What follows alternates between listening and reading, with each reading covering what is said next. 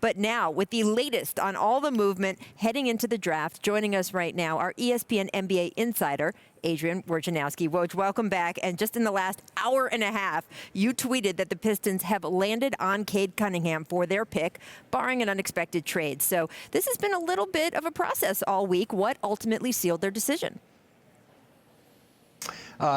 Rachel, Troy Weaver, Detroit's general manager, and their front office came to New York yesterday and visited with Cade Cunningham and sat down and talked to him again and left even more confident that this was the player that they would select. They met again this morning and talked through it as a staff, and I'm told they informed Cade Cunningham of their decision early this afternoon that he would be their #1 pick, obviously barring a trade, which is always possible until a team puts that name in and selects the player. But this was a real process, and Detroit really looked hard at Jalen Green, Evan Mobley, and there was a lot of back and forth on this, and I don't think it was about anything that they didn't think Cade Cunningham was.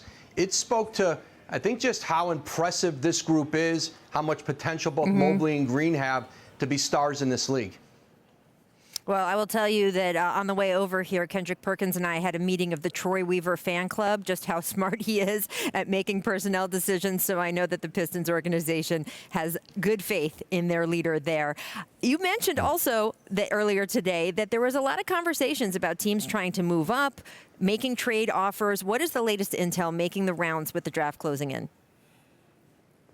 I just don't think there's a scenario, or I think right now a realistic scenario where anybody moves out of the top 3, just because no matter how many picks somebody might give you, no matter what the player might be, it is rare to have this kind of star potential at the top of the draft. And 5 nickels don't equal a quarter, and there's some quarters at the top of this draft. And so I think right now, listen, I think Oklahoma City, because of all the assets they have, they can continue to knock on the door. But if you're Houston or Cleveland, the idea of moving up 1 spot and having to give up a lot to do it, or move up 2 spots, it doesn't make sense when the player you're going to get, has all-star potential. May turn out to be, there's a legitimate case to be made that any of those 3 could become, the best player in this class. So I think 1, 2, and 3, I think they stay.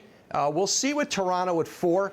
A little different there. They're in a different place than the other 3 organizations in terms of, they're a team that expects to be back in the playoffs next year, maybe even host a first-round playoff series, with the right moves this offseason. And even then, I still think it's hard to imagine Toronto parting with that pick. Now, there were multiple teams that have multiple picks in this draft tonight. Which teams do you expect to be the busiest that we're going to be saying their names enough? Are these teams that are going to keep their picks or move those picks around? Yeah, and that's exactly right, Rachel.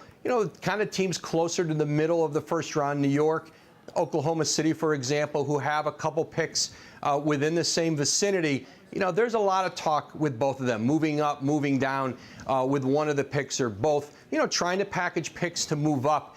That's not easy in this draft. Teams are really certainly holding on to them, especially around the top 10. And you saw Memphis move in and get number 10 from New Orleans. New Orleans paid a steep price to get off the money that they did in the trade with Bledsoe and Steven Adams. So I think you'll certainly see movement on the board. Teams will wait to see if their player hits a spot, 13 with Indiana. If Indiana maybe doesn't get the player they would want at 13, that's a team that could move back, or maybe get like a young, maybe another young player and a pick, somebody they could plug right into their lineup, and then move back a few spots. That's certainly a possibility. All right. Well, now what all of NBA Twitter wants to know, Woj, I have to ask you, are you working on any new active verbs for when you are breaking picks tonight? Because it has become one of the most entertaining parts of the draft, my friend.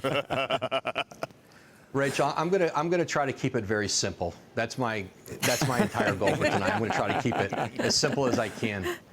I've taxed my brain enough. I think that's a fabulous idea. Woj, thank you so much. We will talk to you and see you throughout the night. Okay, see you over there. Thanks for watching ESPN on YouTube. For live streaming sports and premium content, subscribe to ESPN+.